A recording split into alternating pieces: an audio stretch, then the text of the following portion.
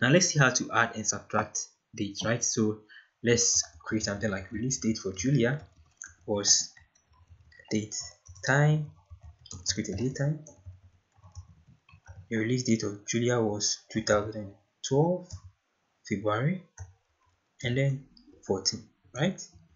So that is the release date for Julia. Now if I want to subtract or add 100 days to it, just go with date.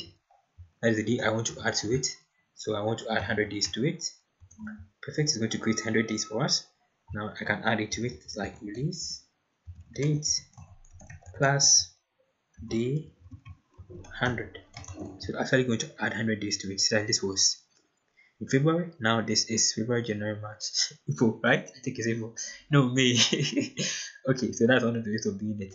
So if I want to add months to it, I can also do it the same format. If I want to add, let's say, another 12 months to it, instead of making it day, I'm going to make it months. So this is capital, not small. So I want to add another 12 months to it. Then it's going to actually print it to 2030. So that's one of the ways of adding it. So let's say I want to subtract another 10 from it. I can actually do that. I can do it this month. If I want to actually subtract weeks from it, I can make it weeks. I want to subtract 12 weeks from it. Perfect. So it has subtracted, it has added weeks. Let me subtract it further. So it's at now 2011. So that's one of the ways of doing it. So notice that these capital ones are usually used to convert it to create it as it is. If I want to create 12 months, I'll just create capital M. But if I have this date, release date, and I want to check for the month of it, that is when I'm going to use the small m. So month, this, and it's going to print it for me. So if I want to know what kind of month it is, I can just do it month, okay, and then this February, right? Okay, if I want to check if it's a leap year, I can just go with a leap year, then release date. Hope the spelling is correct. It will tell me that it is false or it's true. Okay, it is true. Okay, that's one of the ways of doing it. So that is most of the things. Now let's check one last thing before we move on. How to work with time zones, right? How to work with time zones. So that's going to be time. So how do you work with time zones? To work with time zones, just using time zones. So this is how it has already been called already, so we don't need to call it again. Then we just go with, let's say, to get the list of all the time zones, just go with time zone, the name. Oops. Go to print all the time zones that you can use it. So from Europe, from Africa, from all the different countries. So let's say I want to create that Africa, Accra, all these things. So it's the country, the continent, and then the capital city, right? So if I want to actually create a particular data time with particular time zone, I'll show you how to do it. So if I want to select a time zone, I just go with time zone, then I'll supply it like, let's say, Africa / Accra. See the continent and the capital. It's going to create the time zone for us. I think maybe because Africa is far, that is why it's taking time.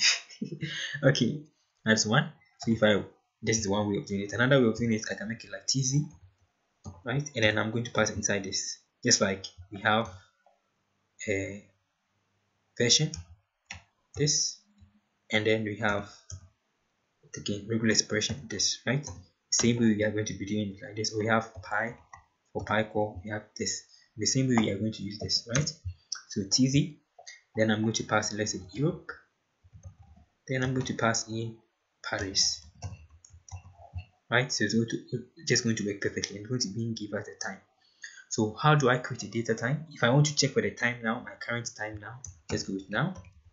It's going to tell me my current time now, which is this.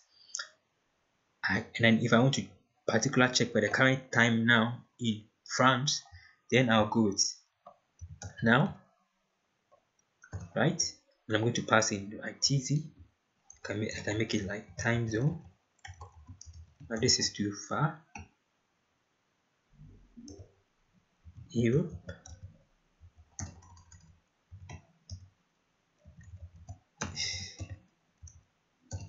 And then I'll make it Paris.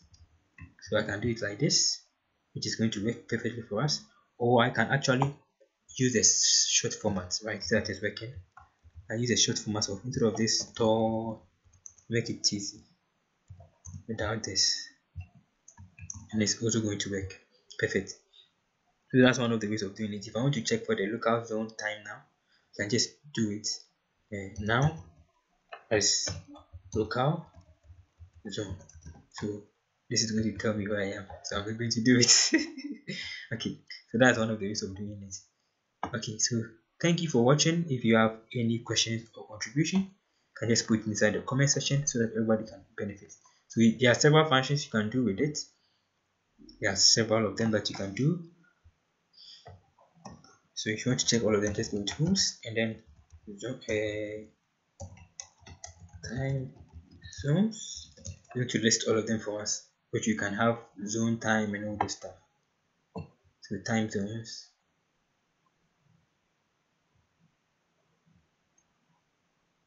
Perfect. So these are all some of the functions you can work with. Zone date time. So the zone date time can be used for example, if I want to check for the particular zone time, I'm creating a date time. So if I want to create another thing, I can make it like zone date time. Then I'm going to pass in the particular date I want to do.